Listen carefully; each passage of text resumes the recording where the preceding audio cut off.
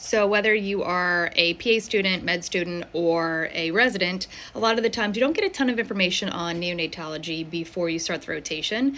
Most NICUs have a survival guide or resource handbook, but I will tell you the one that I had from fellowship was like 100 pages long and usually way too much information when you're just trying to get your bearings on a rotation. So for like a PA student that's trying to start, I created a little quick guide as to things that I think are kind of helpful, at least for the basic first few days, because chances are you're going to just be getting a feeder grower, a baby that is working on oral feeds, and adjusting feed volumes, looking at vital signs and all of that stuff, ins and outs. So this is kind of the guideline I came up with. That is just a very cursory overview of things that you need to know about when you start your NICU rotation. First is NRP. So if you take an NRP course when you're in the NICU, you'll be more familiar with this, but a lot of times you start the rotation without having it. So I'll move out of the way. Those are just kind of the basic things you should know. You can screenshot it or I'll post these later.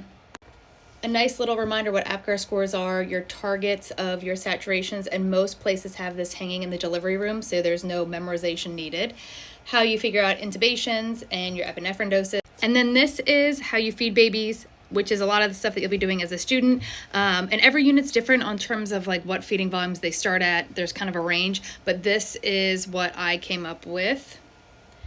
And it talks about how to start your small feeds, and then the volumes that you're trying to get to when you fortify, a list of different formulas. And then the NICU is like all math. So then here are some general principles, your GIR, which you should definitely know how to calculate, TPN, fluid calculations, and all that jazz. Again, this is kind of an oversimplification, but I feel like it's a good place to start to kind of understand the basic concepts in the NICU.